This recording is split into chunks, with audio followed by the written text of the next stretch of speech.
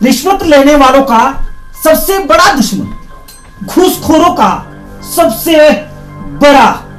जी हां, शायद समझने में आपको देरी नहीं लगी। जी हां, रिश्वतखोरों के खिलाफ उन्होंने एक जंग का आगाज किया है। उनके पूरे महकमे ने ही आगाज किया है। टीम में कई लोग भी हैं जिन्होंने घूसखोरों के खिलाफ एक जंग का ऐलान कर ही दिया है। सच की कसम खाकर कहता हूं, जो कहूंगा सच कहूंगा। लेकिन संजीव के साथ इस बार एडीजीपी विजिलेंस और एंटी करप्शन केसी सड्याल जी ने भी कसम खा के कहा है, शिमला के लोगों के लिए जो वो कहेंगे सच कहेंगे। लेकिन ब्रेक से पहले आपसे एक वादा किया था, उसे भला हम कैसे भूल सकते हैं। सड्याल जी, एक बार फिर से आपका स्वागत। एक सवाल आपको परेशान करने वाला, सवाल का जवाब आपको ही देना होगा। सच की कसम आपने ही खाई है। दूसरों को रिश्वत लेते हुए पकड़ने वाला, दूसरों के ऊपर नजर रखने वाला, क्या एडीजीपी एंटी करप्शन और विजिलेंस ने अपने पूरे जिंदगी में कभी किसी को रिश्वत दी?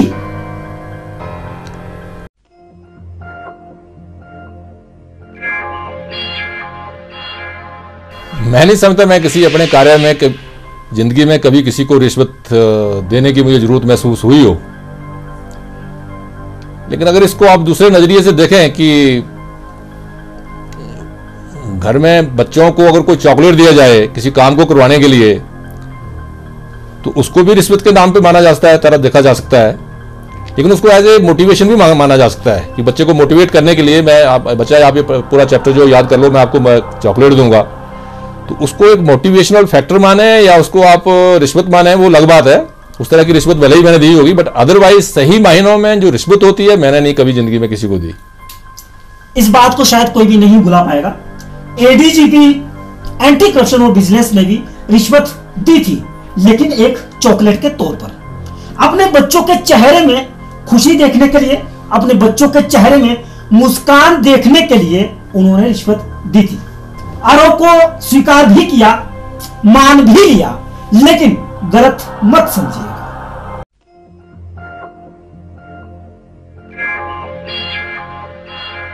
पर्सनैलिटी सबसे अलग, दिखने में सबसे अलग, डिसिप्लिन के मामले में सबसे जुदा। शायद ये अल्फाज थोड़े से कम है केसी सड्याल जी के बारे में जिक्र करने के लिए। ये शब्द उनके आगे कहीं ना कहीं बोने साबित होते हैं। एक अच्छी पर्सनैलिटी, शब्दों में दम, लेकिन एक दमदार सवाल सीधा उनके पाले में जरूर आ रहा है।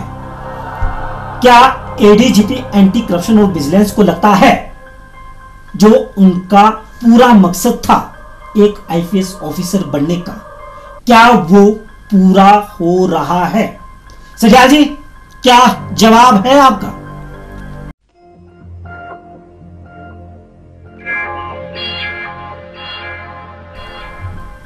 मेरा जवाब यह है कि पुलिस में आने से पहले मैं आर्मी में कमीशन अफसर था। जब आर्मी ज्वाइन करी थी एज ए लेफ्टिनेंट, तो मकसद था देश की सीमाओं को सुरक्षित रखने का। तकरीबन 6 साल आर्मी में गुजारने के बाद chief of army staff commendation medal और सर्टिफिकेट हासिल करने के बाद मैं बाहर आया, आर्मी से बाहर आया और पुलिस विभाग को ज्वाइन किया। तो आर्मी में सर्विस करने की संतुष्टि रही। जहां तक रही बात पुलिस में संतुष्टि की, तो ये तो एक ऑन गोइंग प्रोसेस है, जहां हर रोज पब्लिक सर्विस का मौका होता है, हर रोज किसी रोते हुए व्यक्ति के आंसू पहुंचने का मौका होता है, हर रोज किसी गरीब आदमी को मदद करने का मौका होता है। तो मैं समझता हूं ये तो एक लाइफ लॉन्ग प्रोसेस है जो कि पुलिस में रहते हुए ही पूरा नहीं हो पाएगा, ये तो बाद में भी जारी रहेगा। मुझे इस बात की भी खुशी होती है और खुशी है आपसे शेयर करते हुए कि मेरे इस नेचर को देखते हुए गवर्नर साहिबा हिमाचल प्रदेश ने 2001 में शायद मुझे 25,000 रुपये कैश और सर्टिफिकेट और शॉल इसीलिए राजभवन में बुलाकर बड़े फंक्शन में दी थी कि आप अंडर प्रिविलेज्ड लोग हैं सोसाइटी के, उनके बारे में विशेष ध्यान रखते हैं। तो ये मेरा जो प्रयास है जारी है, जारी रहेगा। इस सम्मान की हम भी तहे दिल से कद्र करते हैं, लेकिन एक और खिताब भी आपको दिया गया है, एक और जिम्मेवारी भी आपको दी गई। वो जिम्मेवारी घूसखोरों के खिलाफ, रिश्वतखोरों के खिलाफ एक लड़ाई लड़ने की। लड़ाई लड़ी भी जा रही है, लड़ाई कारगर भी साबित हो रही है। हाल ही के दिनों की बात क्यों ना की जाए, चंद दिनों के अंदर कई रिश्वतखोर सलाखों के अंदर पहुंच गए, कई चेहरे बेनकाब भी हुए। अब इन शब्दों को विराम लगाते हुए एक और सवाल सीधा आप तक पहुंच रहा है। सजा जी, एक घर के अंदर एक पुलिस ऑफिसर, एक और पुलिस ऑफिसर और वकील, दो प्रोफेशनल, लेकिन आपस में 36 का आंकड़ा। दोनों के मिशन और विजन थोड़े अलग अलग है। क्या सड्याल परिवार के अंदर, जब पहले तो आप ये साफ करें कि घर के अंदर कौन कौन है, क्या कभी ऐसा होता है कि इस बात को लेकर कोई थोड़ा बहुत मनमुटाव बन जाता हो, एक वकील और बाकी पुलिस ऑफिसर, क्या कुछ होता है सड्याल जी घर के अंदर?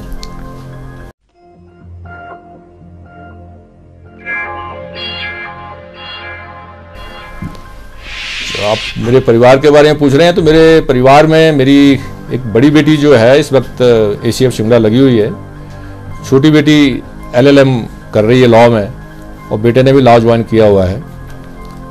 तो जहाँ तक जो आपने 36 के आंकड़े की बात करी वकीलों के साथ, वो बात आपकी सही है, लेकिन मैं समझता हूँ कि ये 36 का आंकड़ा वैसे नहीं है लड़ाई झगड़े वाला। एज ए पुलिस अफसर, एज ए विजिलेंस अफसर, हमारा काम प्रोसिक्यूट करने का है, दोषियों को पकड़ने का है। As a advocate, as a वकील, उनको डिफेंड करने की जिम्मेवारी जो है वो वकीलों की होती है। तो कंस्ट्रक्टिव आर्ग्यूमेंट होते हैं घर में, होते हैं, बिल्कुल होते हैं, लेकिन ऐसी नहीं है कि कोई लड़ाई झगड़े की नौबत आ जाती हो। बच्चे मेरे से सीखते हैं, कई बातें मैं उनसे भी सीखता हूँ। मतलब जज की भूमिका हर बार आपको ही निभानी पड़ती है, हमें इस बात का कोई मलाल नहीं है। एक और सवाल सीधा आप तक पहुंच रहा है। दबंग, जी हां, पर्सनैलिटी बिल्कुल ऐसी,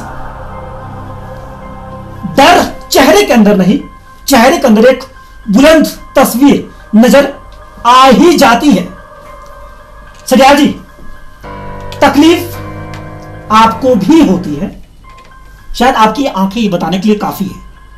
सबसे ज्यादा तकलीफ आपको कब होती है?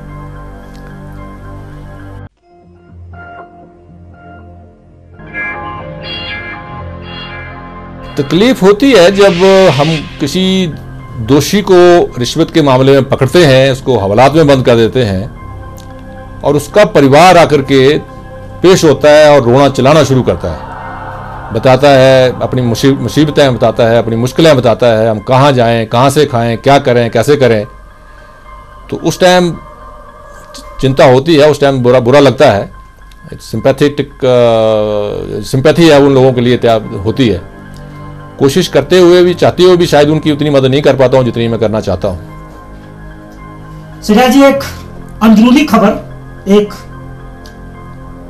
आपके घर के अंदर की खबर बताते हैं। जब एक विजिलेंस का इंस्पेक्टर खुद विजिलेंस के हाथ लगा, जहां तक मुझे जानकारी है, आपको उस रात नींद तक नहीं आई। क्या यह कारण तो नहीं था कि आज एक विजिलेंस का इंस्पेक्टर, जो कभी कंधे से कंधा मिलाकर आपकी टीम का हिस्सा भी था, वो खुद घूस लेते हुए पकड़ा गया?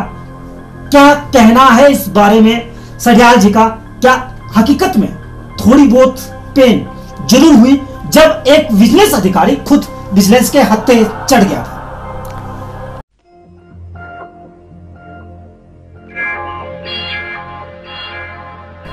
पेन तो मुझे बिल्कुल नहीं हुई,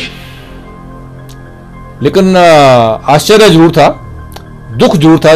दुख इस बात का था कि जिस व्यक्ति विशेष के ऊपर, जिस अधिकारी के ऊपर मैंने विश्वास किया, जनता ने विश्वास किया हुआ है, उसने धोखा दिया। खेत को बाढ़ लगाते हैं, बाढ़ खेत को खाना शुरू कर दे तो उस खेत की कोई रक्षा नहीं कर सकता है। तो यही काम जो है वो विजिलेंस के अधिकारियों के साथ, रूल जो है विजिलेंस के अधिकारियों से को भी अप्लाई होता है। तो इस बात का मुझे दुख हुआ कि जितनी बड़ी रिस्पॉन्सिबिलिटी अपने अधिकारी को दे रखी थी उससे वो पीछा कर गए, उसका अनड्यू एडवांटेज लिया और रिश्वत लेने की कोशिश की और रिश्वत ली। तो उसके खिलाफ कार्रवाई करते हुए मुझे कोई दर्द नहीं हुई। दर्द सिर्फ इसलिए हुई कि जो काम उनको सौंपा गया था उस काम में वो फेल हुए और उसकी कुछ जिम्मेवारी मेरे पे भी आती है, जो प्रोबेबली मैं उनको इंश्योर नहीं कर पाया कि वो इस तरह की कार्रवाई ना करते। उनको कार्रवाई करने से पहले ही पकड़ा जाना चाहिए था। इस खबर को सभी अच्छी तरीके से जानते हैं। विजिलेंस का एक इंस्पेक्टर खबर को विस्तार से क्यों आप तक इस खबर को पहुंचाया भी जाए। एक इंस्पेक्टर ने घूस ली थी, विजिलेंस का अधिकारी था, विजिलेंस का इंस्पेक्टर था, रंगे हाथ पकड़ा गया, लेकिन विजिलेंस ने उसे नहीं छोड़ा। दुर्भाग्य की बात, शिमला के अंदर ही उस इंस्पेक्टर की गिरफ्तारी भी हुई और वर्तमान में वो सलाखों के अंदर जरूर है। इस इंस्पेक्टर ने इस बार विजिलेंस का दामन जरूर दागदार किया, लेकिन इस दामन को साफ करने के लिए चंद रोज के अंदर विजिलेंस ने साबित कर दिया कि ऐसा नहीं है, घुसखोरों को नहीं बख्शा जाएगा। लेकिन समय रोक रहा है, समय कदम पीछे भी खींच रहा है, समय ब्रेक का है, लेकिन ब्रेक के बाद जब आएंगे सच की कसम खाकर जरूर एक सवाल पूछेंगे और जवाब मिल भी जाएगा। समय ब्रेक का है।